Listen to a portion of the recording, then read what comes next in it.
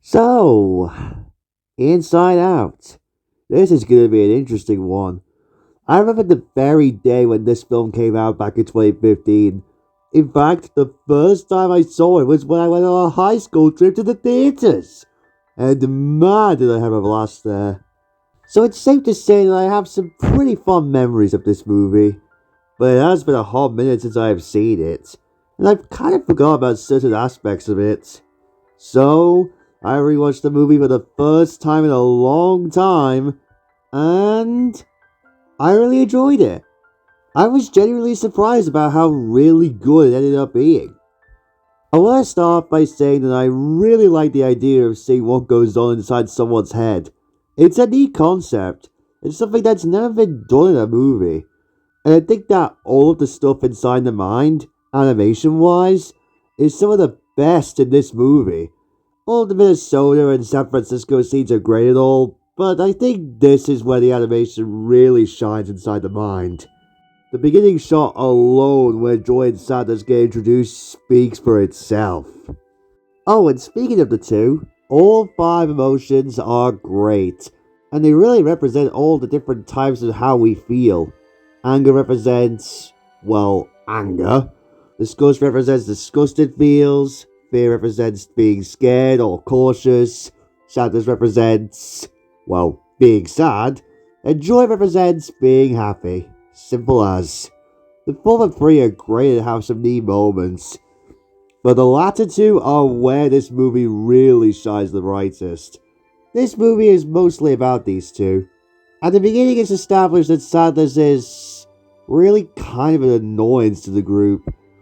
But over the course of the movie, Joy finds good use of sadness by all of her knowledge. And only once Joy plummets into the pit of forgotten, she comes across the blue core memory that was created earlier in the film, and realizes that all of the moments where Riley was upset really came into good use in what is a really emotional sequence.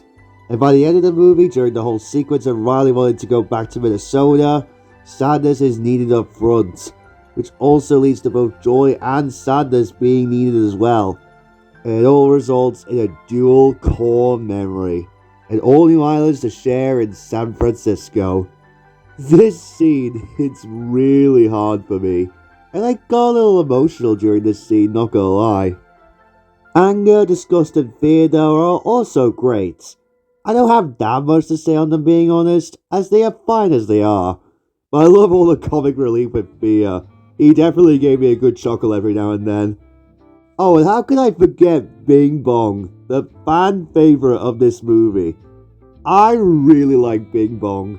I can see why so many people like him. Riley on her own as well is nice. And plus, her going through change is kind of relatable to a lot of people. I mean, moving to a different location with a new school can be pretty difficult to adjust to. And it's handled pretty well in my opinion. Take the hint, Mattel! I also really like that there are islands being established through core memories. Like there's an island for hockey, an island for family, a goofball island, etc. It's just neat seeing all this, and seeing that all of these islands give out all of Riley's personality up front. I also love how there's an area at one point in the movie with all of the things that Riley feels. Most especially, Jangles the Clown. And seeing him in this movie, yeah, I can kind of see why people hate clowns. Dream Productions is a cool location as well. And back to the subject of the animation, I also really like the whole sequence during the scene where Bing Bong, Joy, and Sadness attempt to take Bing Bong's so-called shortcut, where they change into different styles. That's really cool, being honest.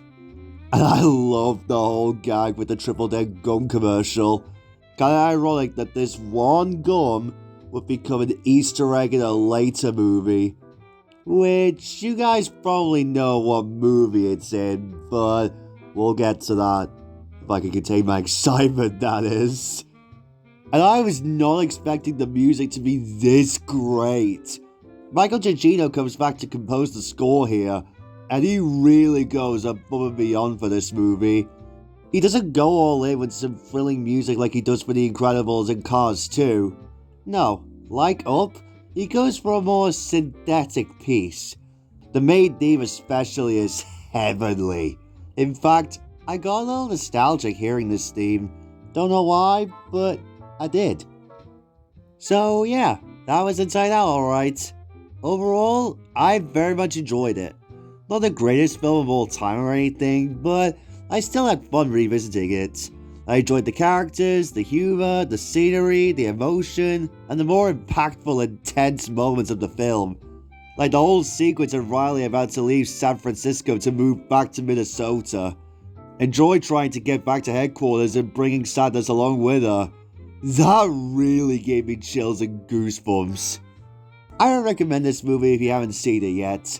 That is if you're interested in seeing what goes on inside someone's mind. And it is going to be interesting getting to the upcoming sequel much later on, considering this line from Joy.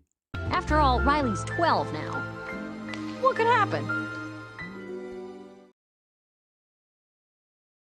Well, we're just about halfway into the marathon, folks.